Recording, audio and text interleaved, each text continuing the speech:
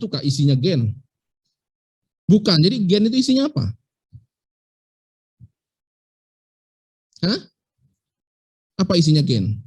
Yang kalian pahami, apa jadi isinya gen itu? Jadi gen itu apa sesungguhnya? Gen itu apa? Tadi kata si Fer tadi namamu ya? Ferald, ya Fer lah saya panggil. Ya. Kata si Fer tadi, isinya itu adalah protein. Benarkah isinya protein? Gen itu. Contoh, kita kembali lagi ke buku. Buku itu isinya apa, Dek? Yang utama, huruf kan? Huruf dan angka itu isinya buku itu kan? Nggak percaya buka buku. Pasti huruf dan angka, itulah penyusunnya buku. Itulah DNA. DNA itu terdiri dari huruf dan angka, persis. Dalam hal ini terdiri dari basa nitrogen yang ada 4 itu, masih ingat? ATGC, kemudian dia ada backbone-nya, ada gulanya dalam bentuk ribosa atau deoksiribosa, dan ada fosfat. Kurang lebih begitu, sama seperti buku. Ada huruf, angka, kan itu intinya. Maka bagian yang kita bilang tadi, bagian terpenting dari bab 1, yang tadi kita bilang adalah gen tadi, itu isinya apa? Masih huruf dan angka nggak kalau di buku itu? Kalau buku, misalnya tadi saya bilang, kita sekarang ceritanya di buku, nggak usah jelimet-jelimet. Bebaskan pikiran Anda dari kata-kata textbook, kata-kata slide yang terlalu jelimet itu. Nggak ngerti nggak kamu dengan pernyataan itu? Kayak pernyataan si Faiz di belakang tadi, berat sekali itu pernyataannya itu. Ngerti? Nggak ngerti pasti. Akhirnya apa? Cuman menghafal. Itu nggak jadi. Karena kalau kalian cuma jadi penghafal, maka kalian hanya menjadi seperti penganut agama pada umumnya. Wah, surat Al-Fatihah hafal. Surat ini hafal, diamalkan enggak, karena enggak paham isinya apa. Itu ya. Jadi seperti itu. Jadi kalian, oke, silakan hafalkan yang ada di buku-buku itu, pernyataan yang aneh-aneh, tapi tolong pahami, what is? Apa artinya? Nih, makanya saya berikan analogi mudah. Balik tadi ke buku. Buku tadi kan tersusun atas huruf dan angka, benar nggak? Nih, mana buku ya? Coba pinjam bukumu sini. Gak apa-apa, saya pinjam sebentar, pelit amat. Jangan dok, nggak, saya itu nggak mau lihat tulisan kamu kok, tenang saja. Ada tulisan rahasia ini. Ya, nih loh buku. Contoh ya buku. Nih. Putih. Nih. Tersusun dari huruf dan angka kan? Ya itulah pula dengan DNA. DNA itu tersusun dari apa? Huruf dan angka juga. Dalam hal ini huruf dan angkanya itu adalah berupa basa nitrogen. Iya kan? Ada ATGC, ATGC, ATGC itu. A pasangannya sama T, G pasangannya sama C. A itu apa? Ada nih, T, C, G. Kalau U, di mana U itu? Nggak ada apa di gen? Nggak ada di gen.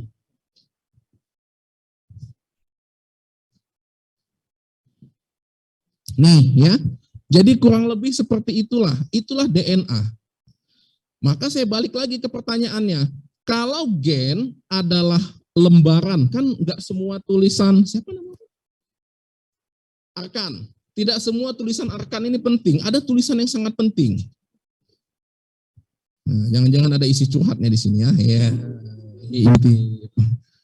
Ya, ada bagian yang sangat penting di sini arkan tulis itu. Ya, itu yang disebut dengan gen. Bagian tulisan arkan yang sangat penting karena kan arkan itu jahil, dia gambar-gambar aja.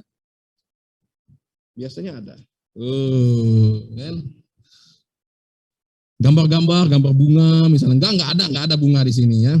Atau gambar apa misalnya. Itu penting enggak? Enggak. Itu gen, bukan. Ya kan? Nah, maka saya balik ke sini.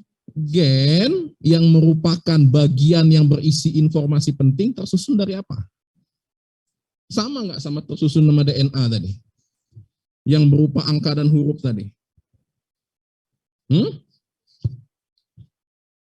Ya sama, angka dan huruf juga. Jadi gen itu bukan protein macam-macam kata si Fer tadi. Gen itu apa? Ya gen itu adalah DNA itu. Nah, DNA itu apa? DNA itu ya untayan ATGC, ATGC, ATGC itu. Jadi itu. Semudah itu kok pemahamannya. Jadi gen itu bukan protein macam-macam yang kalian pikirkan itu.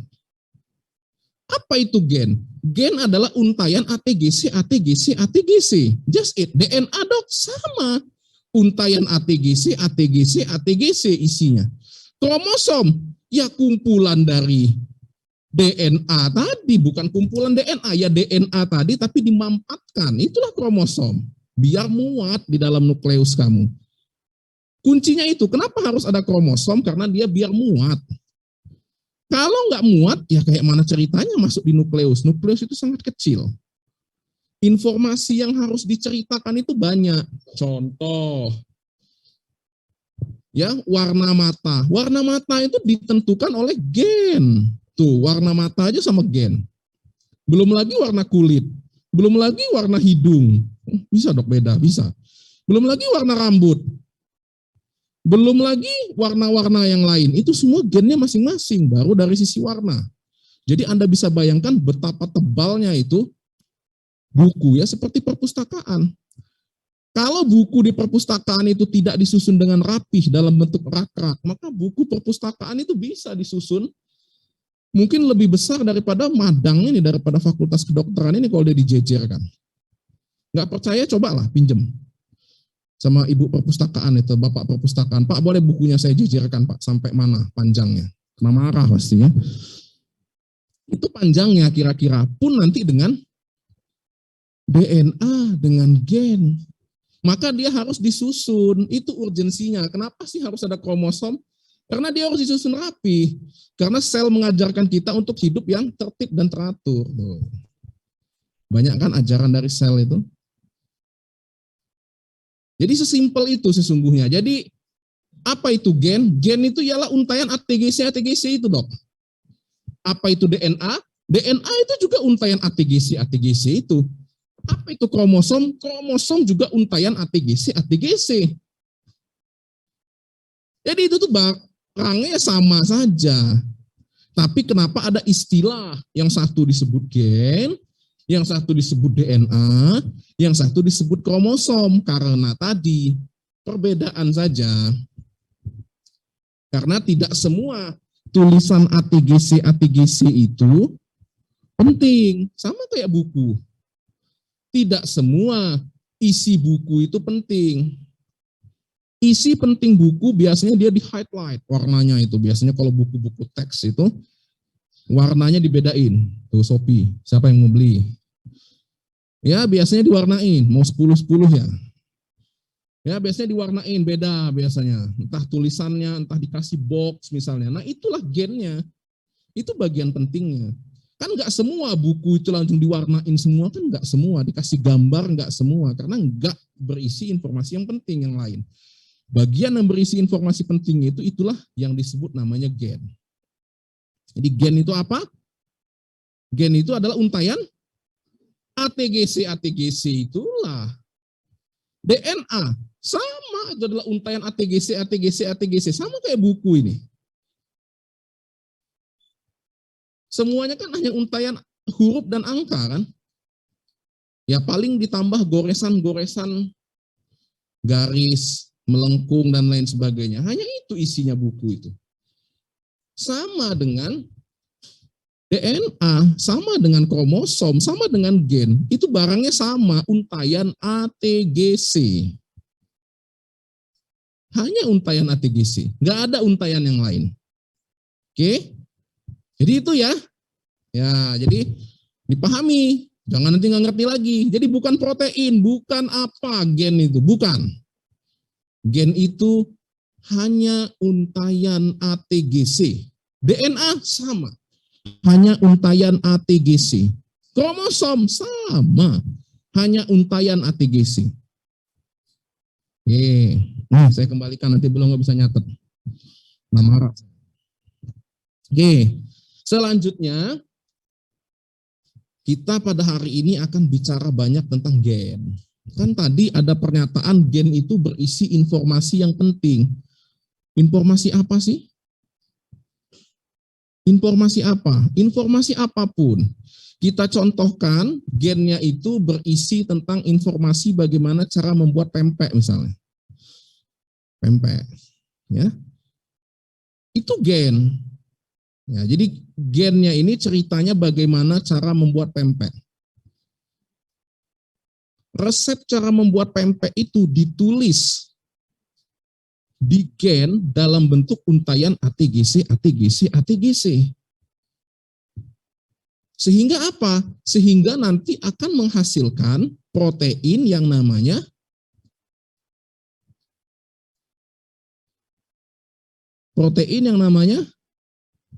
protein pempek. Ya ampun. Jangan berpikirnya berat-berat lah. Kalian ini terlalu serius ya. Tidak seperti alfa dan beta kemarin. Kali ini terlalu serius. Ya. Bebaskan pikiranmu. Jangan terlalu berat-berat mikirnya ya. Nanti cepat tua. Jangan berat-berat. Saya nggak ngomongi protein yang aneh-aneh itu ya. Ya, yang apa itu protein jungkir balik itu ya. Udah. Kita hari ini bicaranya yang ringan-ringan saja. Ya. Ngapain protein berat-berat itu juga? Nggak ngerti juga kamu makainya di mana, cuman hafal doang nggak guna juga. Ya kan tadi saya bilang resep membuat pempek tentunya akan menghasilkan ya pempek lah, masa jadinya apem kan gitu. Menghasilkan pempek sama dengan gen. Gen itu misalnya berisi resep cara membuat insulin. Namanya gen insulin misalnya. Yang terletak pada lokus tertentu di kromosom sekian. Nah, sama kayak buku kan? Di mana informasi tentang embriologi misalnya. Oh, itu ada di chapter sekian, di buku ini, di rak nomor sekian. Sama dengan resep rahasia tadi. Bagaimana cara membuat pempek? Ya ada di resep pempek, di buku tentang pempek, di rak nomor 2 misalnya. Insulin, sama. Bagaimana cara membuat insulin? Ada di gen insulin yang terletak pada DNA sekian, yang tersimpan di rak nomor sekian. Rak itu kromosom, DNA-nya itu lokus, nanti kan? Tahu lokus ya? Dok, itu apa lagi dok? Ya gen itu kan terletak pada bagian tertentu dari untai DNA yang panjang kan. Letak di mana DNA itu berada namanya lokus. Letak di mana gen itu berada namanya lokus. Lokus. Ya lokus itu apa ya? Tempat gen itu namanya lokus. Istilahnya. Ya. Jadi gen itu berisi informasi untuk menghasilkan produk yang namanya pempek, kita contohkan pada pagi ini. Gen akan menghasilkan produk yang namanya protein, apapun itu. Jadi seluruh yang ada di dalam tubuh kita itu adalah protein. Hormon itu protein bukan? Hormon itu protein bukan? Kalau yang kalian pelajari dulu. Iya kah? Hormon itu protein bukan? Protein. Apalagi? Ya Kak Dok, protein. Bukannya kortisol. Contoh ya Dok, saya kasih contoh. Testosteron. Testosteron itu kan lemak Dok. Tersusun penyusunnya itu banyak lipidnya. Iya, tapi yang menjadi dasarnya semuanya protein. Nanti tinggal ditambahin. Entah ditambahin lipid, entah ditambahin karbohidrat. Tergantung nanti perlu strukturnya seperti apa. Tapi yang menjadi backbone-nya, yang menjadi tulang punggungnya adalah protein. Ini bukan protein makanan yang dari tempe, tahu, ikan itu ya, bukan. Nanti jangan kamu pikir, semakin banyak saya memakan tahu, tempe, ikan, maka protein saya akan semakin banyak. Bukan protein yang itu protein makanan. Kan protein itu ketika dimakan, dipecah-pecah, sehingga dihasilkan nanti produk akhirnya asam amino kan. Asam amino itulah yang dipakai oleh tubuh untuk menghasilkan produk protein sintesis namanya. Jadi bukan protein bulat-bulat dari tahu, tempe itu yang langsung dijadikan produk sel, itu bukan. Itu dipecah dulu. Nanti kamu belajar di biokimia. Ya, itu kan ada tentang bagaimana proses pemecahan protein, karbohidrat, lemak. Sampai nanti dihasilkan energi, siklus Krebs, glikolisis, dan lain sebagainya. Itu goalnya adalah untuk memecah. Jadi makanan yang masuk dari luar dipecah, sehingga menjadi bagian-bagian terkecil. Kalau protein bagian terkecil namanya asam amino, karbohidrat glukosa, monosakarida, Kalau lipid itu nanti menjadi asam lemak dan gliserol. Masuk. Nanti bahan baku inilah yang digunakan untuk membuat sintesis protein baru, sintesis lemak baru, sintesis karbohidrat yang baru. Itu yang disebut nanti anabolisme. Udahlah, kalian kayaknya maunya yang serius gitu. Udahlah, saya keluarin juga bahasa planet gitu. Katabolisme, anabolisme ya. Jadi gitu ya, mudah-mudah saja berpikir, jangan panjang-panjang berpikir, jangan jelimet-jelimet. Jadi gen itu adalah apa? Resep rahasia untuk membuat pempek. Saya contohkan. Protein namanya protein pempek. Jadi apa isinya gen pempek itu? Gen pempek itu berisi ya rangkaian huruf dan angka kan? Tambahkan 1 kilo sagu. 1 kilo apa lagi buat pempek itu? Ikan. Nah, dan seterusnya. Isinya seperti itu. Kita analogikan dengan gen tadi. Gen tadi isinya apa? ATGC kan? Ya seperti itulah isinya gen itu. Jadi isinya gen itu bukan macam-macam, bukan protein, bukan dan lain-lain. Isinya adalah ATGC. Rangkaian itulah isinya. Itulah gen. Dalam hal ini kita contohkan gen itu seperti resep membuat pempek. Sama dengan gen. Gen nanti kalau namanya gen insulin misalnya, maka dia nanti akan menghasilkan produk namanya protein insulin. Kalau nanti gennya namanya gen asetilkolin, dia nanti akan menghasilkan produk namanya protein asetilkolin. Dan seterusnya, dan seterusnya. Jadi seperti itu runut-runut ceritanya. Jadi, saya ulangi, gen berisi resep rahasia. Dalam bentuk apa? ATGC, huruf dan angka. Jadi jangan lagi nanti ada yang bilang gen itu berisi protein. Enggak.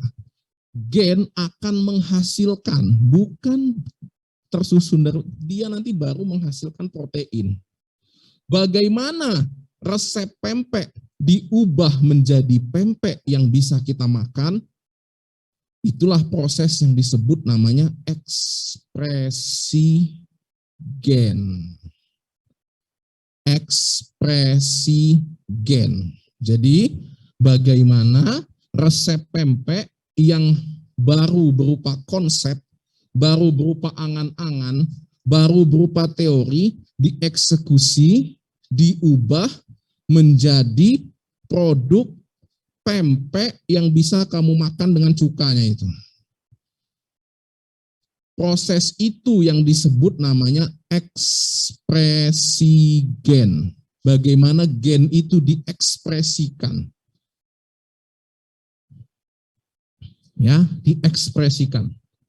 Nanti ada dua cara, ada dua tahapan untuk membuat pempek tadi atau untuk mengekspresi gen itu. Satu namanya proses transkripsi, dua namanya translasi. Itulah. Jadi ekspresi gen sedikit, cuman terdiri dari dua tahapan. Satu transkripsi, dua translasi. Sama dengan membuat pempek. Persis. Sama dengan seperti membuat pempek. Zoom, jelas zoom. Ya kan? Banyak tidur dah kayaknya. Halo, yang Zoom jelas? Jelas, Dok. Jelas, Dok. Emang banyak godaan kalau Zoom itu ya. Pempek, enak juga kalau ada pempek. Kita order. Biar datang pempek. Itu keenakannya Zoom itu begitu ya. Kan sudah menikmati kan minggu kemarin. Ya. Sehingga sampai sangat meresap gitu ya proteinnya di dalam. Gitu. Ya. Ini mah ditanya jelas. Ya. Nggak ada yang nggak jelas bunyi kan. Kenapa? Takut dong. Takut apa? Takut beda. Nah itu penyakitnya kita. Takut beda. Sementara mahasiswa itu ya memang harus beda. Iya kan? Ya kalau mahasiswa gitu-gitu aja ya tidak menantang dong. Ya kan katanya mahasiswa. Mahasiswa kan? Coba kenapa kalian itu namanya bukan siswa aja sih? Kenapa harus maha? Kalian itu kan sekarang bersanding dengan Maha Esa. Enggak? Coba, di atas muka bumi ini siapa yang memakai gelar maha? Coba saya tanya, selain mahasiswa, siapa lagi yang pakai gelar maha di atas muka bumi ini? Gak ada kan? Cuman Maha Esa, nah lo. Maha Esa kan? Gak ada, coba. Gak percaya, cari, coba. Kalau ketemu kasih tahu saya, ada dok maha yang lain gitu. Gak ada. Mikir nggak? Pernah nggak pikiran ya? Kenapa coba kalian tuh dikasih gelar namanya maha? Kenapa nggak student aja siswa gitu ya? Kenapa di Indonesia harus jadi maha gitu? Maha, ya maha. Ya nggak? Itu adalah salah satu pemikiran jahil. Pemikiran nakal. Coba. Harusnya kemarin blok 1 kalian tanya itu. Pak sama mana? Iya nak. Kenapa kami disebut mahasiswa? Kenapa nggak siswa aja? Gak ada kan yang nanya gitu? Nggak ada. Dari tahun ke tahun pasti nggak ada yang nanya. Dokter nggak ngasih tahu sih. Ya kan? Kenapa coba namanya mahasiswa? Kenapa nggak siswa aja? Sama aja kok, sama-sama belajar kan? Karena ada bedanya. Kalau siswa, dia cuma mendengarkan bapak dan ibu guru menjelaskan. Nah, ke kanan. Nah, ke kiri. Bunyi bel, tet, keluar, istirahat. Tet, masuk lagi. Tet, pulang. Itu siswa. Kalau mahasiswa, enggak begitu.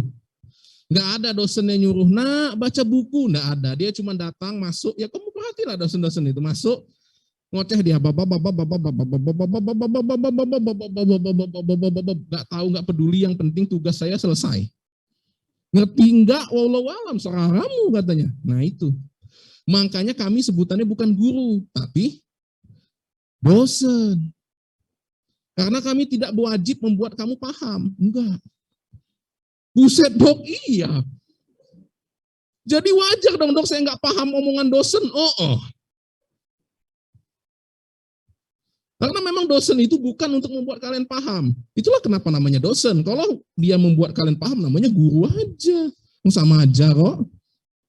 Karena memang dosen tidak diwajibkan membuat Anda paham, bahkan diwajibkan membuat Anda bingung. Makanya slide-nya aneh-aneh semua kan. Udah slide-nya sampai 70, 80, 100, kertas koran dipindahkan ke situ, bahasanya pun nggak ngerti, masih mending saya baca koran dok daripada baca slide PPT itu. Benar itu adalah curahan hati kami dok yang terdalam. Yang kami malu ungkapkan ke dosen kalau ketahuan. Tahulah saya, karena saya juga pernah jadi mahasiswa, jadi tahulah ungkapan hati kalian itu. Cuma saya perlu sampaikan, memang tidak tugas dosen untuk membuat kalian paham. Gitu. Karena dosen itu sebagai partner diskusi. Beda sama guru, kalau guru itu untuk digugu dan ditiru. Kalau dosen tidak usah kamu tiru. Karena dosen itu dia sebagai partner diskusi. Apa coba kalau partner diskusi itu? Ya berarti kamu harus ada sesuatu dulu kan? Ya apa yang mau kamu diskusikan coba kalau kamu nggak ngerti sama sekali. Makanya dia kasihlah materi yang aneh-aneh, biar kalian itu berputar otaknya. Biar berpikir, habis itu kalian cari. Setelah cari, muncul masalah. Kok yang saya baca begini, yang di slide begini? Tanya dong. Nah, itu yang seharusnya. Yang seharusnya itu sebelum IT, kalian sudah baca dulu. Di mana mau bacanya dok? Kan slide-nya belum dapat dok. Ya makanya bacanya itu bukan slide PowerPoint dosen itu. Yang dibaca itu adalah textbook. Coba. Udah ada buku di sel? Hah? Apa dok? Nah, terkejut kan? Nah, coba, udah download belum? Ini sudah minggu kedua. Sudah ada belum buku The Cell? Pasti belum ada. Sama kok alpha sama beta kemarin begitu. Woi, ngaku nggak kamu? Udah, saya kasih tahu hari Selasa. Sampai Jumat saya tanya, belum. Baru nyari. Ini ya dok bukunya. Belum download namanya. Ya jadi begitu, pola belajarnya di sini itu begitu, rekan-rekan sekalian. Jadi bukan IT itu adalah wahana untuk Anda ngisi, bukan. Sebelum IT, bacalah dulu materi itu. Gimana cara bacanya dok? Kan belum dapat PPT-nya. Ya belajar itu jangan dari PowerPoint, ya. PowerPoint itu kan cuma cuplikan. Kalau mau tahu yang utuhnya, baca di textbook namanya. Tuh. Saya tanya, pasti belum pada punya textbook kan? Nah, jadi di setiap blog itu pasti ada textbook yang digunakan, Dek. Buku. Yaitu penyakitnya zaman sekarang ini, buku itu sangat sedikit dibaca. Senangnya membaca slide PowerPoint. Ngerti nggak bacanya? Enggak. Itu tadi si Faiz saya lihat banyak itu print PowerPoint dosen. Bu Srinita, ya Faiz ya ada tadi saya lihat ya. Kalian tahu nggak Bu Srinita itu yang mana? Udah pernah ketemu belum? Hah? Belum. Ya nggak akan ketemu kalian karena beliau sudah wafat. Nah itulah contoh yang saya bilang. Itulah contoh. Jadi yang di Faiz print itu apa? Yang nggak tahu Faiz hanya print membabi buta saja.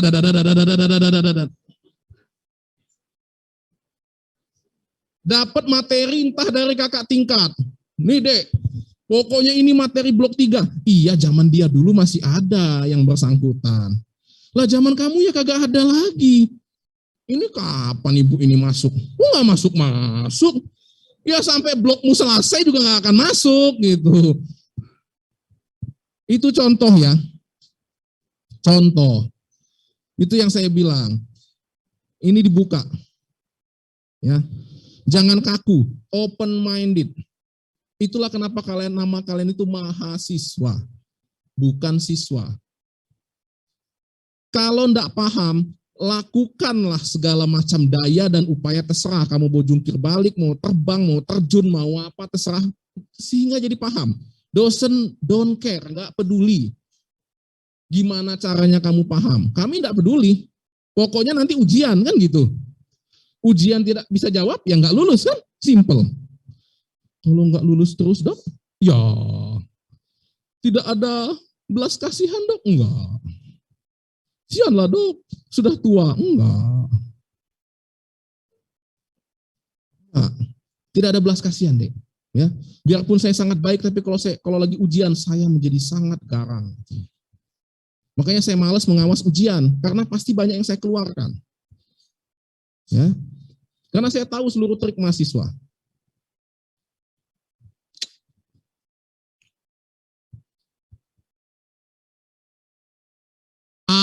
Ya. Oh, nomor 1A ya. Nah, udah. Satu A ya. Keluar. Kalau zaman dulu waktu saya masih dosen muda dulu saya senang. Emang sekarang udah dosen tua dok? Iya, udah senior ya. Senang dulu ngawasi mahasiswa, enak jahilinya gitu, usir, keluar, nggak lulus. Sekarang saya sudah capek. Udahlah nanti daripada kamu nggak lulus semua, saya nggak usah. Tapi soal dokter ada. Ya dok, ya. Coba nggak ada. Soal saya sangat mudah nanti, sangat mudah. Kalau kamu baca buku, kalau kamu nggak baca buku nggak akan ada jawabannya. Percaya saya, nggak akan ada di PowerPoint, nggak akan ada di slide, itu nggak ada. Bu, dok, jadi karena materi video yang saya buat itu untuk memahami. Setelah paham baru kamu bisa jawab. Kalau nggak paham nggak akan bisa jawab. Nggak akan bisa jawab. Ya gitu dong. Kalau kalian cuman ditanya apakah organela yang terletak di tengah sel? Ya, itu mah pertanyaan SMA, bukan begitu. Ya, nanti kasus. Insulin, sel beta pankreas merupakan sel yang bekerja, yang menghasilkan produk namanya insulin. Sel tersebut memiliki ciri, yakni memiliki retikulum endoplasma yang kasar atau yang halus. Kasar apa halus? Dok? Nggak ada materinya dok di sel. Ya itu nanti pertanyaannya kira-kira. Kasar apa halus?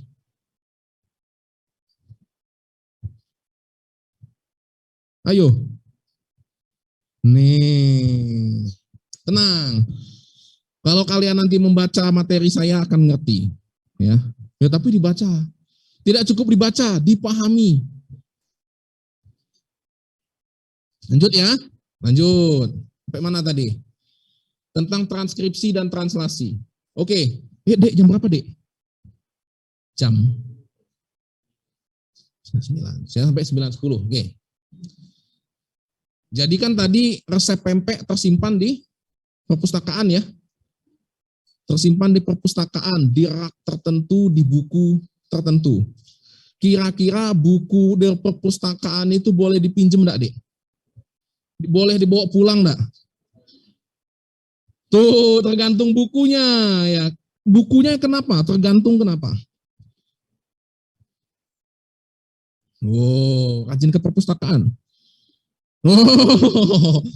Nah, kalau yang begini boleh. Karena bukunya jelek dan murah. Udahlah, nggak usah panjang-panjang ngomong sama saya, itu to the point ya. Nggak bisa dok, karena harus begini. Nah, intinya aja. Kalau bukunya jelek, murah, nggak boleh pinjam kan? Iya dok, itu maksud saya. Kalau bukunya yang bagus, mahal, kata beliau tadi kan, sebenarnya beliau tuh mau ngomong, dok kalau yang jelek nggak boleh, kalau yang jelek dipinjemin, kalau yang bagus nggak boleh. Nah, pertanyaan saya, gen itu sesuatu yang berharga bukan? Seperti atlas atau seperti buku ini gen itu di dalam nukleus itu? seperti atlas. Boleh nggak dipinjam? Nggak akan boleh. Kena marah kamu sama nukleus. Sama yang di nukleus kena marah. Nggak boleh. Pak, pinjam dulu Pak, saya mau buat pempek Pak. Buku pempeknya pinjam dulu. Nggak boleh katanya. Jadi kalau nggak boleh dipinjam, gimana caranya kamu mau mendapatkan informasi dari buku di perpustakaan itu? Di copy, di fotokopi. Fotokopi? Di foto ya. Kan kalau zaman saya sekolah dulu, pinjam di fotokopi. Nggak boleh juga, kena marah. Rusak semua itu jilitan buku kalau di fotokopi. Benar? Aduh, mikir lagi. Diapain ya? Kalau kami dulu, ya HP-nya belum kayak gini deh. HP-nya masih, kalian mah nggak ketemu lagi ya. Nokia itu loh. Yang besar yang untuk nimpuk anjing mati anjingnya itu. Yo, tapi Nokia yang zaman dulu tuh hebatnya begitu deh. Nimpuk anjing bisa benjol anjingnya. Coba kalau sekarang HP kalian yang itu, timpuk ke anjing. Boro-boro anjingnya luka. Apaan ini katanya? Malah anjingnya main game di situ. Bedanya ya. Jadi kalau zaman saya sekolah dulu nggak bisa main foto, enak kalau kalian sekarang. Kalau kami dulu harus bawa kertas sama pensil, masuk ke dalam perpustakaan, cari bukunya, salin.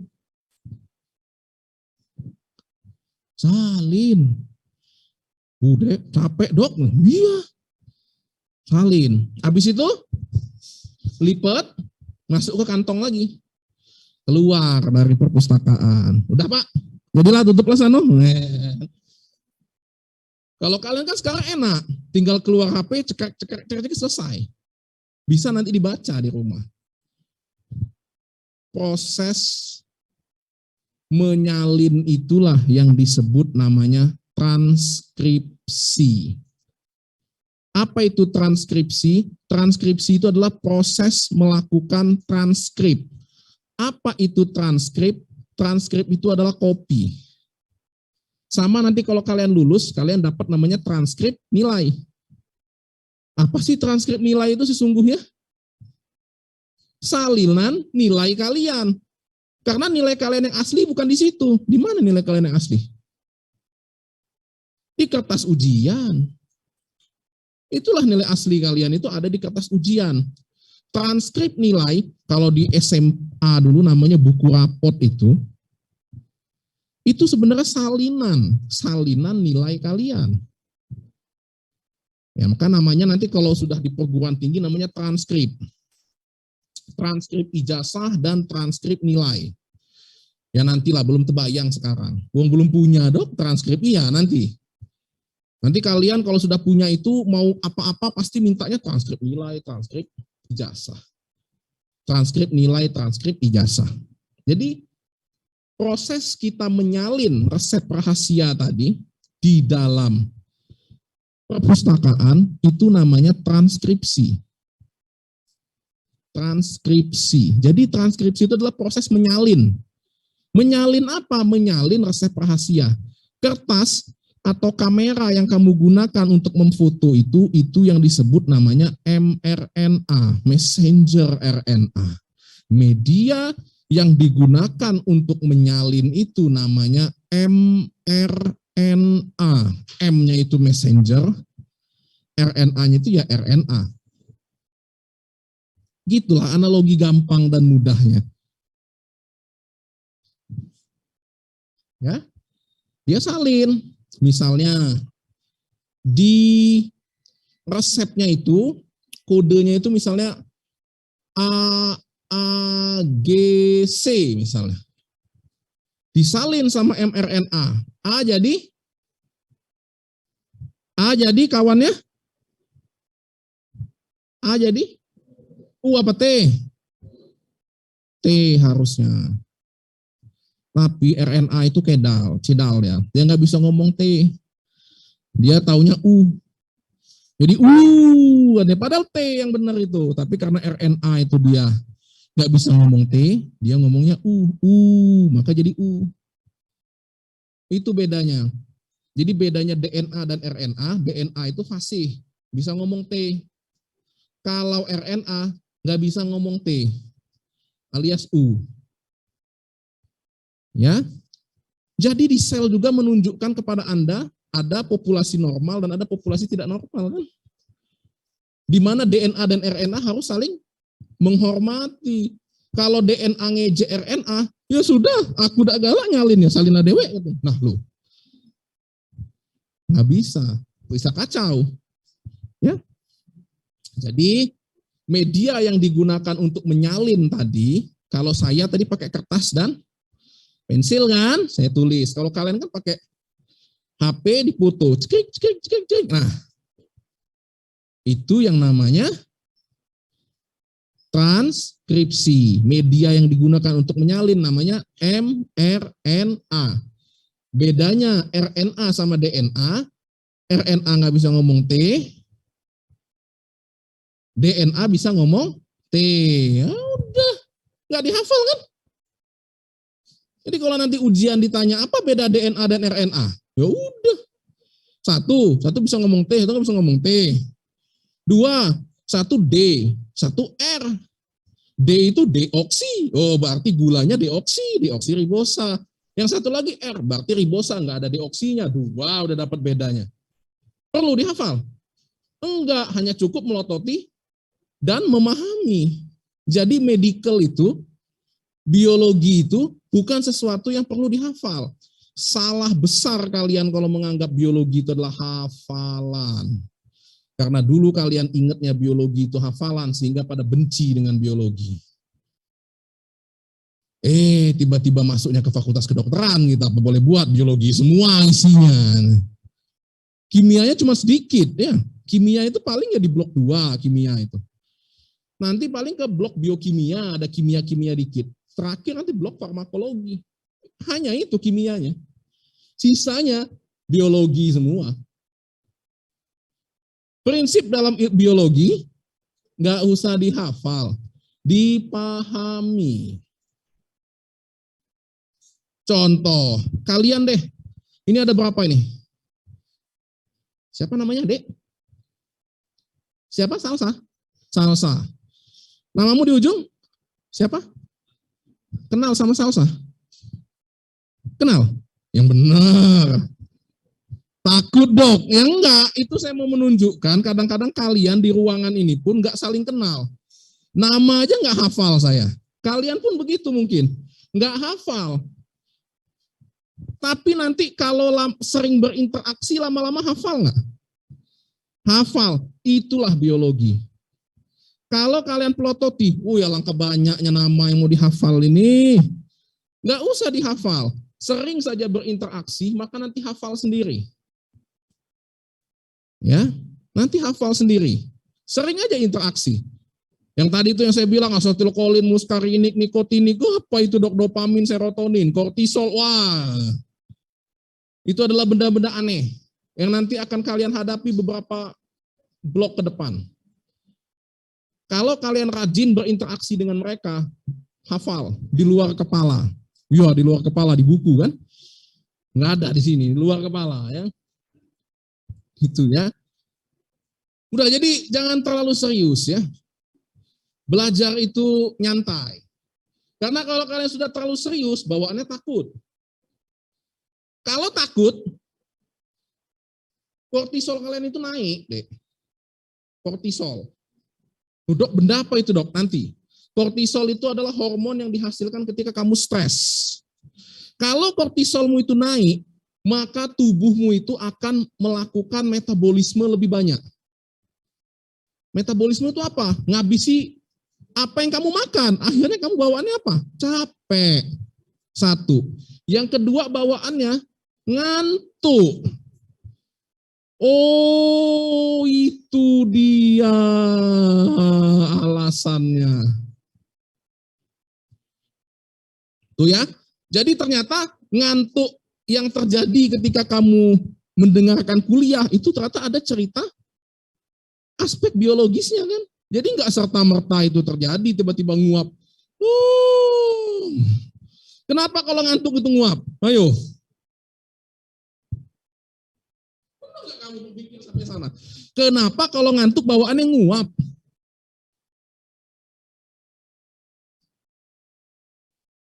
oksigen ya. Itu adalah respon. Tadi kan kekurangan, kan ngantuk karena sudah bahan bakar capek. Itu siapa ya? Bukannya. Itu mau masuk ke kalian bukan ya? Entah ya. Udah masuk semua kan? Nggak tahu ya? Iya, nggak tahu. Kalian itu masa kawan sendiri nggak tahu ya? Kenalan lah gitu ya. Apalagi satu angkatan itu saudara ya. Itu kenalan. Ya, masa nggak kenalan ya? Oke lanjut. Sampai mana tadi? Karena capek, bahan bakar di dalam sudah habis, maka tubuh membutuhkan oksigen sebagai bahan bakar baru. Sehingga dia memerintahkan, otak memerintahkan menguap. Ya, menguap. Oh. Karena ini sudah penuh, Dok. Udah panas mesinnya. Diperintahkan untuk menguap. Jadi itu alasannya. Kenapa ada yang kalau kuliah itu hobinya tidur. Ya. 2, kalau enggak dia sudah sangat paham, atau dia tidak paham sama sekali. Nah itulah tidur. Ya kalau dia sudah paham juga bosen dia kan. Udah tahu. Atau kedua, nggak ngerti sama sekali. Menyerah saya. Saya ampun. Nah, ya. Jadi itu. Jadi semua bisa dijelaskan. Itu transkripsi ya tadi. Nanti detail proses transkripsi, kalian lihat di video saya itu. Jadi ngapain saya ngabisi waktu nyeritakan itu, karena pasti waktunya kurang. Akhirnya nanti isi kuliah saya itu hanya slide yang sampai 100 biji itu. Kalau kuliah sama saya biasanya nggak pernah lebih dari 20 slide itu. Nggak percaya, lihatlah. Nggak lebih dari 20. 20 itu terlalu banyak, biasanya 4 atau 5 slide saya itu cuman ya itu 1 slide setengah jam. Karena isinya apa? Isinya gambar semua. Saya paling nggak suka slide itu isinya tulisan, karena membuat Anda ngantuk. Kenapa tulisan itu membuat lebih ngantuk daripada melihat gambar? Kenapa coba? Karena tulisan itu monoton ya. Kan tulisan itu gitu-gitu aja. Sesuatu yang monoton akan memerintahkan otakmu itu untuk bosan. Beda dengan gambar. Ada animasinya, ada yang ke kanan, ada yang ke kiri, ada warna-warni, lebih menarik. Sehingga otakmu itu tidak cepat bosan. Itu alasannya. Ternyata asik kan kuliah di Fakultas Kedokteran itu? Kamu bisa menceritakan banyak hal. Kalau paham. Kalau enggak, ya gitu deh. Jadi robot kamu. Ya, nanti gampang. Kalian itu gampang. Jadi setiap blok, kalau kalian sudah bisa menceritakan isi blok itu tanpa melihat lagi sumber, berarti sudah paham. Contoh, kalau nanti masuk blok sistem digestif, sistem pencernaan. Saya sering itu, kalau tutorial sama teman-teman kalian, kakak tingkat kalian yang blok digestif. Oh, udah cerita dia panjang-panjang kan tutorial. Udah lagi ini aja kata saya. Skenario itu lupakan kata saya. Lupakan Dok, ya lupakan dulu. Saya mau nanya satu hal. Kau pagi sarapan apa? Bubur ayam Dok. Ceritakan nasib bubur ayam itu dari kau sendok sampai the end. Coba, enak kan makan bubur ayam? Enak Dok. Pernah nggak kamu pemikir apa yang dikerjakan tubuh kamu terhadap bubur ayam itu? Coba ceritakan. Udah mulai. Keluarlah seluruh bukunya. Oh, dia keluarkan semua buku. Dok, boleh lihat buku? Buka lah apa yang bisa dibuka. Ada saya. Buka lah. Nggak ada Dok. Ya nggak akan ada cerita gimana cerita bubur ayam. Nggak mungkin lah textbook menceritakan nasib bubur ayam yang kamu makan sarapan tadi. Di mana? Kenapa? Karena di sana butuh sintesis. Disitulah kamu harus menyatukan bagian-bagian yang sudah kamu pelajari. Jadi bagian itu tidak berdiri sendiri. Kamu harus satukan. Mulai dari 1 sendok bubur yang kamu masukkan. Itu ngapain pertama-tama? Gigi dok. Ngunyah. Hanya gigi saja? Enggak dok. Ada apa lagi? Ada liur dok kayaknya, biar basah. Biar basah. Kalau nggak ada liur, kamu bisa bayangkan. Panas gigi kamu itu, bisa kebakar. Kayak mesin. Ya, motong terus, tiba-tiba ada asap. Itu contoh ya. Jadi belajarnya seperti itu. Kalau belajarnya begitu, dipastikan Anda akan menjadi dokter yang hebat. Gunanya apa nanti? Gunanya ketika kamu ada pasien, bisa menjelaskan. Ya, bisa menjelaskan sama pasien, ini pasien masalahnya apa, problemnya apa. Yang banyak terjadi itu dokter nggak mau ngomong. Ya mungkin 2 hal sih, dia terlalu sibuk atau dia nggak ngerti apa-apa.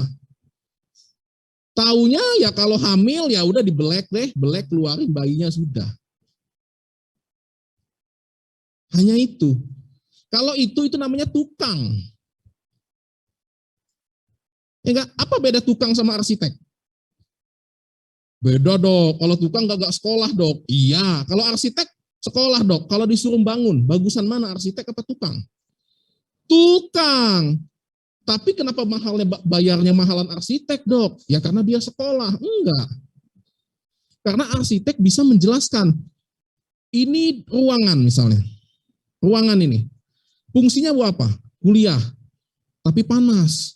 Oh gitu, bagaimana kalau kita tambah angin-angin? Dan gelap, kita kasih banyak kaca. Itu contoh. Itu arsitek bisa kerjakan. Tapi kalau tukang, suruh bangun ruangan. Ya udah temboknya semua sama dia. Habis itu jadinya pengap dan gelap. Ya enggak tahu. Instruksinya cuma suruh bangun. Itu bedanya. Jadi kamu mau menjadi dokter tukang atau menjadi dokter yang pintar, ya pilihanmu. Kalau dokter tukang ya begitu. Demam, kasih obat demam. Benar, nggak tahu. Nyeri, kasih obat nyeri. Kemarin kan saya sudah cerita, entah kamu dengar entah enggak. Kasusnya nyeri itu. Jadi kalau nyeri itu benar nggak dikasih obat nyeri? Nah, kemarin. Ya, minggu lalu bukan kemarin. Jadi gitu. Pemahaman itu nomor 1. Hafalan itu nomor sekian. Di bawah, nggak penting. Memang nanti ada materi-materi yang perlu dihafal nih. Nah, biasanya kalau saya, itu materi dihafal itu nanti pas malam mau ujian baru dihafal. Percuma lah kamu hafalnya sekarang, pas ujian lupa. Yang sekarang itu pemahaman. Nah, nanti pas sudah malam mau ujian baru hafal, yang dihafal. Minimal sampai besok pagi masih aman. Habis ujian pasti lupa lagi. Ada, nanti ada. Saya nggak menutup kemungkinan. Bukan berarti seluruh materi FK itu bisa dihafal, enggak. Bisa dipahami, enggak. Ada yang harus dihafal, ada yang harus dihafal. Yang dihafal, ya kamu identifikasi yang mana harus dihafal. Itu dihafal pas mau ujian. Ngapain dihafalnya sekarang? Nggak ada guna, lupa pasti. Ya, jadi gitu. Itu strategi menjadi mahasiswa. Baru jadi mahasiswa. Ya kalau cuma jadi yang biasa-biasa jadi siswa, nggak jadi mahal. Ya, balik. Ini kok sampai ke sana tuh gimana ceritanya? mRNA tadi ya, transkripsi. Selanjutnya, benar enggak? Selanjutnya, setelah kita salin, mRNA tadi setelah kita salin, maka kan kertas salinan tadi itu harus kita lipat dulu kan? Ya kan nggak mungkin itu kertasnya kamu geng-geng-gengkan begini ya, atau HP-nya kamu gini-gini kan nggak kamu simpen dulu. Biar nggak hilang kan? Benar nggak? Ya kalau kamu geng-geng-geng begini nanti jatuh, hilang. Pun nanti dengan mRNA, setelah dia menyalin, maka dia nanti ada namanya post transcriptional modification. Ada 3 nanti. 2 namanya nanti slicing, 3 namanya nanti poly A tail. capping, dikasih helm. Dikasih helm. Karena dia nanti kan mau keluar dari nukleus ke luar melalui namanya nuclear pore. Maka dia nanti akan menembus sesuatu. Kasih pelindung kepalanya biar enggak bonyok. Dia mau nembus kaca. Masa nggak dikasih pelindung? Hancur kepalanya. Kasih pelindung. Kedua, dilakukan efisiensi. Jangan terlalu panjang. mRNA itu jangan terlalu panjang. Makanya dilakukan efisiensi. Ada intron dan ekstron. Intron dibuang, ekstron dimampatkan. Kayak. Ada intron dan ada ekstron. Intron itu I depannya. Hilang. Soalnya nggak usah susah. Sehingga nggak akan lupa. Yang hilang itu intron apa ekstron ya? Intron. Kenapa? Intron itu depannya I. Ngapu? Hilang I itu. Maka intron yang hilang. Ekstron tetap. Jadi intron dihilangkan semua, ekstron dimampatkan. Selesai, terakhir baru ditambah polyatel namanya. Ditambah buntut A di belakang. Baru dia keluar. Keluar kemana? Dia keluar akan menuju ke, kayak kamu deh, sudah bawa tadi resep rahasia buat pempek tadi, seharusnya kamu kemana? Di perpustakaan itulah. Enggak lah, pulang. Masa kamu buat pempek di perpustakaan itu? Kena marah sama bapak perpustakaan itu. Pulang kemana? Ke dapur. Dapurnya di mana? Di rumah. Nah, benar, dapurnya di rumah. Masa kamu masak di madang sini gitu kan? Pulanglah ke rumah, masak di rumah. Nah, kalau di sel dapurnya itu di mana? Ribosom. Di ribosom itulah kamu mewujudkan cita-citamu untuk membuat pempek dengan resep yang sudah kamu dapatkan. Proses itu namanya translasi. Jadi translasi itu adalah proses mewujudkan mimpi. Dari mimpi menjadi kenyataan. Ya kayak kalian, mimpi menjadi dokter. Ya sekarang kamu lakukan translasi. Mimpimu itu ubah jadi kenyataan dengan pertama-tama masuk ke sini. Ya kan? Itu proses yang panjang nanti. Setelah masuk ke sini kamu akan menghadapi siksaan yang luar biasa bak lahir dan batin gitu kan. Pun nanti pada saat proses translasi akan banyak siksaan lahir dan batin yang terjadi di sana. Untuk mewujudkan pempek. Sama kamu masak pempek. Memang sesemut itu kah? Belum tercucuk duri ikan, luka. Terpotong pisau, berdarah. Kena panci panas, lenyes kulit yang kena dari skincare tadi itu kan. Banyak masalahnya. Pun ketika kamu translasi di sini akan banyak masalah. Menyerah. Ya kalau kamu menyerah ya nggak jadilah pempeknya. Kalau kamu menyerah di sini ya nggak jadi kamu dokter. Kalau tetap pempeknya mau enak dan kalau tetap mau menjadi dokter yang hebat, ya dihadapi masalah itu. Itu ya. Proses itu namanya translasi. Terjadi di mana? Di ribosom. Di ribosom. Nanti ribosom itu ada yang bebas dan ada yang melekat di retikulum endoplasma. Makanya nanti ada istilah SMUT. SMUT RE, SMUT retikulum endoplasma, dan nanti ada istilah RAF, retikulum endoplasma. Retikulum endoplasma halus dan retikulum endoplasma kasar. Halus karena nggak ada ribosom di situ. Kasar karena banyak ribosom di situ. Ya, banyak ribosom di situ. Kapan ribosom itu melekat di retikulum endoplasma dan kapan ribosom itu tidak melekat di retikulum endoplasma? Ribosom itu kan bebas sebenarnya. Kapan dia harus melekat ke RE dan kapan dia tidak seharusnya melekat di RE? Tergantung. Tergantung apa, Dok? Tergantung. Pempek yang mau kamu buat ini tadi, mau kamu jual apa mau kamu makan sendiri? Kalau mau kamu jual, maka pempek kamu itu harus memiliki packaging yang cantik, ya kan? Memiliki apa, kemudian dipasarkan melalui marketplace. Terus kalau ada yang beli harus dikirim, kan begitu. Itu kalau mau dijual. Tapi kalau mau dimakan sendiri, langsung dari pancinya itu cucuk, masuk mulut. Tanpa perlu di packaging, tanpa perlu dipasarkan, tanpa perlu dan lain-lain. Itulah analoginya seperti itu. Kalau protein itu mau dikirim keluar sel, maka ribosom tidak perlu. Kalau mau dikirim keluar sel, ribosom harus melekat di RE. Karena RE itu adalah organela yang berfungsi untuk membuat packaging. Bahasa mudahnya itu. Itulah RE.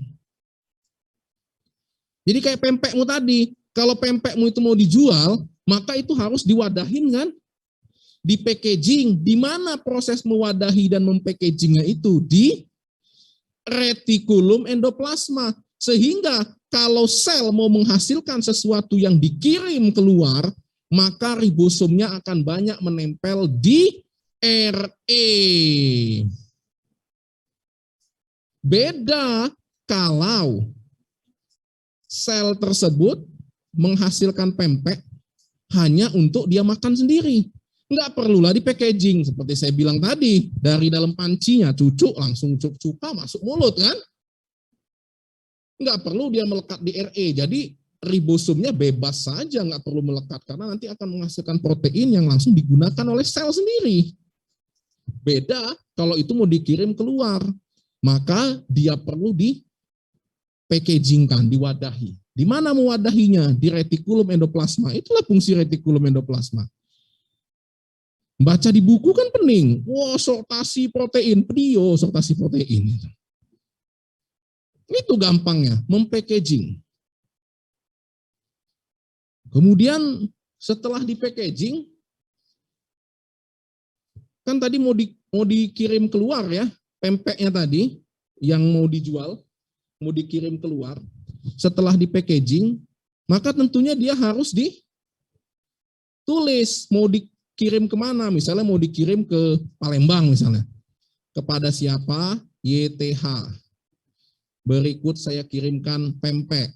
Nah, proses penulisan alamat tersebut itu dilakukan di aparatus Golgi. Jadi aparatus Golgi itu adalah perusahaan ekspedisi.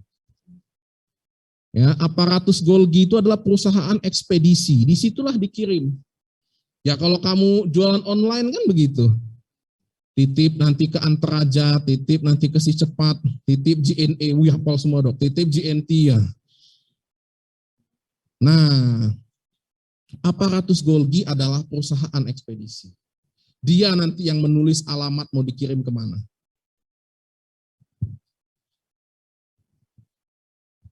Bulan ya? Apa saya yang salah dengar? Alarm apa? Oh, ya. Oke, gitu ya. Jadi aparatus Golgi itu dia untuk menulis alamat. Jadi kalau protein itu nggak mau dikirim keluar, ya nggak usah menempel di RE dan nggak usah masuk Golgi. Kalau cuma mau dipakai di dalam, itu prosesnya di retikulum, di ribosom yang bebas, yang nggak menempel di RE. Kalau dia menempel di RE berarti dia mau dikirim, maka harus di packaging. Kalau di packaging berarti dia harus dikirim ke alamat tertentu. Ya. Prosesnya akan seperti itu, sehingga dihasilkanlah produk akhir dari ekspresi gen itu adalah protein. Protein apa? Tergantung gen apa. Kalau gen insulin, maka menghasilkan insulin. Kalau gen asetilkolin, menghasilkan asetilkolin. Gen kortisol, menghasilkan kortisol. Dan seterusnya, dan seterusnya. Jadi semuanya akan menghasilkan protein. Itulah urgensi akhir dari sentral. Dek, jam berapa, Dek?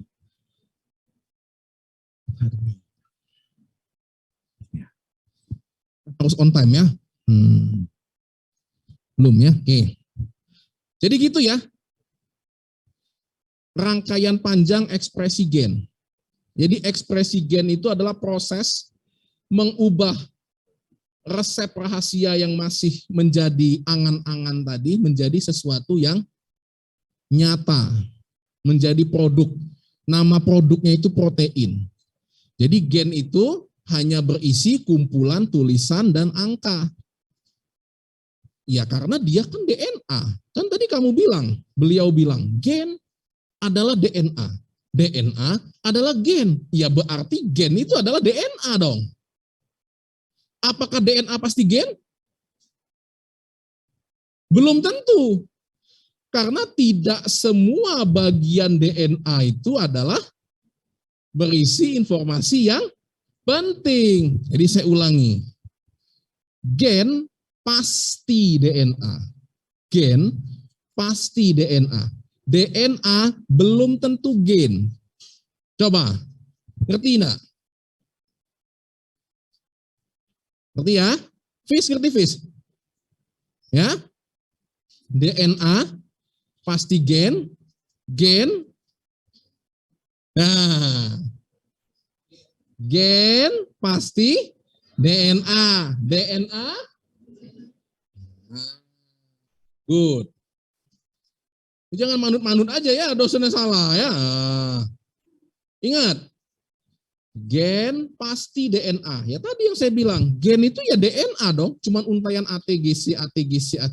Tapi bedanya, gen itu berisi informasi penting, di mana dia bisa dibuat menjadi protein. Ada bagian DNA yang berisi ATGC juga, tapi dia nggak bisa diubah jadi protein. Jadi dia cuman rangkaian saja. Gunanya apa, Dok? Nanti. Ya nanti kalau kalian mau S2 baru diceritakan gunanya apa ya. Ya S1 batas itu dulu. Nanti ada guna. Bahkan sangat berguna bagian yang tidak penting kata kita tadi itu. Karena tanpa bagian yang kata kita tidak penting tadi, maka bagian penting ini akan tidak bisa berfungsi. Kayak buku deh, dibilang kulit buku itu nggak penting. Iya sih, tapi tanpa adanya kulit buku, cantik nggak buku itu? Enggak. Kalau nggak cantik, mau nggak kamu bacanya? Enggak. Ya jadi sama aja dong, informasinya nggak dapat juga. Nah seperti itulah analoginya kira-kira. Ya, jadi bagian buku yang dibilang nggak penting itu sesungguhnya penting untuk mempercantik buku itu. Ya, jadi itu. Oke. Dek, jam berapa, Dek? 9:04. Oke, dah. Nah, saya rasa cukup ya. Karena kalian mau istirahat kan? Ada banyak yang ngantuk kan? Yang dari berangkat ya. Nanti istirahat, nanti 9:20 masuk lagi sama Bu Rara ya. Ya. Jadi sebagai informasi ya, Dek, memang di biologi itu cuman tinggal 4 dosennya. Jadi kalau ada yang lain-lain namanya itu ya tadi. Biologi itu tinggal 4, tinggal saya, Dr. Ziske, Bu Rara sama Septi. Tinggal 4. Kalau Bu Triwani sudah pensiun. Pak Joko juga pensiun, Bu Lucy sudah pensiun, kalau Bu Srinita sudah meninggal. Ya, tuh, jadi tinggal berempat. Makanya kami itu kayak maraton. Kalau minggu kemarin deh kamu lihat, dari Selasa sampai Jumat kan, temu saya terus. Minggu ini baru agak longgar, bisa bernapas. Kalau nggak salah minggu ini apa minggu depan nanti ada dosen tamu. Ya minggu ini ya? Ya. Dosen tamu, praktisi mengajar. Tahu praktisi mengajar? Tahu, itu adalah program dari kementerian. Jadi kan biar kalian itu dipaparkan dengan dunia kerja cepat-cepat gitu kan, biar nggak jadi pengangguran lah gitu kira-kira ya. Maka didatangkanlah gitu. praktisi yang sudah bekerja. Karena kan katanya kita ini kuliah ini kan teori semua ya. Nggak ada prakteknya gitu. Ya mungkin benar, itu buat yang non-medical. Kalau yang medical gimana mau teori semua yang kita pelajari ilmu semua ya. Nah, makanya ada praktisi mengajar. Jadi biar kalian tuh terpapar dengan dunia kerja, biar nanti siap kerja.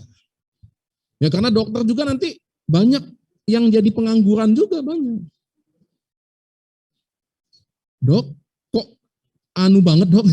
Vulgar sekali benar. Kalau zaman dulu iya, dokter itu pasti kerja. Kalau sekarang enggak. Dokter itu banyak pengangguran. Kenapa? Karena dokter sudah banyak. Sudah banyak dong. Contoh, kalau zaman saya dulu seangkatan tuh cuma 90 orang. Kalian sekarang seangkatan berapa? Berapa kali lipat dari zaman saya tuh? 3 kali lipat hampir. Dan zaman saya dulu FK-nya sesumbaksel loh. Sesumbaksel FK itu cuman ada Unsri sama Malahayati di Lampung. Sesumbaksel itu. Nah kalau kalian sekarang jangankan se-Sumatera bagian selatan, di Sumsel aja udah ada berapa FK? FK seberang Ilir sama FK seberang Ulu. Muhammadiyah Laju seberang Ulu kan? Itu FK seberang Ulu. Kalian kan seberang Ilir, ya FK seberang Ilir. Udah ada 2 FK-nya. Belum UIN itu kan sudah ada FK. UIN. Ini mau buka, Siti Hodijah mau buka FK. Musi Caritas mau buka FK, udah siap-siap. UIGM yang merupakan hybrid dari UI dan UGM.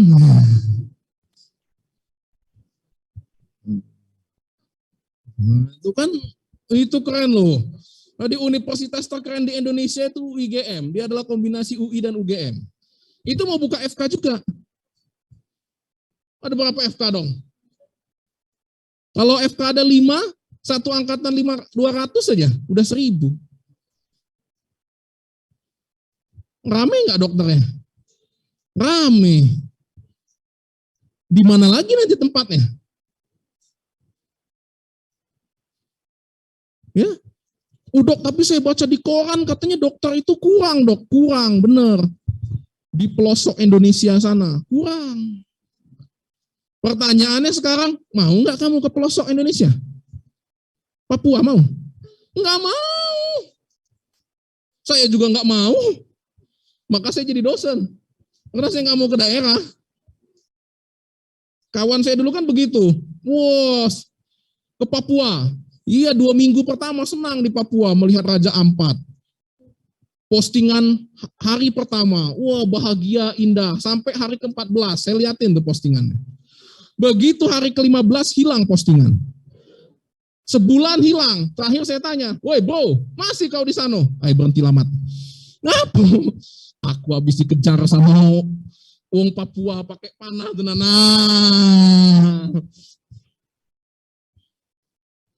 Jadi, caknya aku tidak memperpanjang lagi. Nak balik. Nah, kemarin saya omongi tidak percaya kan? Wih, kita harus mengabdi untuk nusa bangsa. Ya, good. Cuman realistis bro, ya realistis. Ini dipakai ya. Ya kalau misalnya kamu ke daerah terpencil, nanti kamu punya anak. Anakmu mau sekolah di mana? Ya, mau sekolah di mana? Mau kamu di SD? SD kayak Laskar Pelangi, tidak mau? Tahu Laskar Pelangi? Oh ya tahu ya, sudah masanya. Ya jadi itu contoh berpikir realistis ya. Jadi benar kurangnya itu di pelosok sana. Cuman saya juga nggak mau ke pelosok, maka saya jadi dosen aja lah biar di kota. Itu strategi. Ya, jadi kamu tuh tentukan kamu mau ngapain. Tapi memang ada deh orang-orang yang senang berpetualang. Dia senang ke daerah, ada. Semakin susah hidup semakin senang dia. Ada. Nah, kalau orang-orangnya seperti itu, benar ya, ke daerah. Cuman kalau saya nggak cocok. Saya nggak lihat mall pusing kepala gitu ya. Ini mana mallnya, lampu merah juga nggak ada gitu, wah gawat. Gitu. Ya, jadi gitu ya. Jadi kalian, saya pesankan begitu, aturlah strategi. Ya kalau mau di kota ya cari dong apa yang bisa di kota. Nah itulah praktisi mengajar datang gitu ya. Untuk membuka mindsetmu bahwasanya tidak selamanya medical student itu menjadi dokter saja gitu. Banyak hal. Saya dokter, tapi saya tidak praktek lagi. Saya dokter, tapi saya tidak praktek. Dok, ininya dari mana dok? Ininya dari mana? Kalau nggak praktek lagi, ininya dari mana? Sekarang saya mau tanya sama kamu. Tegel kah kamu, tega kah kamu pasien sakit ya? Sakit. Udah sakit, sembuh juga enggak, dimintai duit pula. Tega enggak? Tega enggak? Tega dok, ya saya kayak mana dok kalau enggak duit? Nah itu. Saya kadang-kadang sering enggak tegel begitu deh. Udah kan pasiennya, jadi berapa dok semuanya?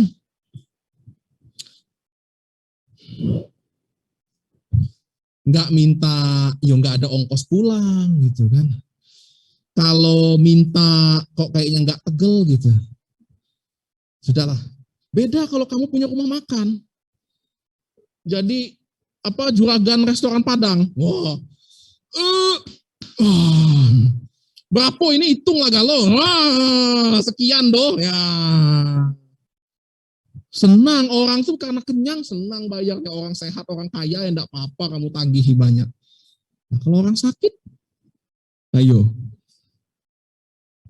Itu contoh ya. Nah, makanya kalau saya praktek itu untuk amal ya. Untuk amal. Enggak lagi nyari duit di situ. Jadi dokter cari duit dari mana? Apalagi hidup di Palembang dok, mahal. Iya. Anak mau sekolah segala macam, ya mahal. Saya riset. Penelitian, dok, peneliti itu miskin dok. Zaman dulu, zaman sekarang enggak. Saya dari riset, dari penelitian. Nah, datang hanya berakhir menjadi dokter. Karena tadi saya bilang dokter udah banyak. Kalau kamu tidak melakukan diferensiasi dan adaptasi, kamu bisa apoptosis nanti. Ya, iya dong. Jadi apoptosis karena tidak dianggap lagi perlu, ya udah diapoptosiskan saja. Hilang satu dokter enggak apa-apa ya. Kamu perlu beradaptasi. Ya. Jadi disitulah urgensinya ada praktisi mengajar. Open your mind. Latih soft skill. Makanya rajinlah ikut organisasi. Ya. Organisasi itu ikuti. Disitulah soft skill kamu dilatih. Nah, jangan cuma belajar terus. Gak ada guna juga belajar terus. Pintar juga enggak. Ya enggak? Jadi jangan kalahnya itu banyak gitu loh. Kalau bisa itu menangnya banyak. IP ya tinggi ya, organisasi ya,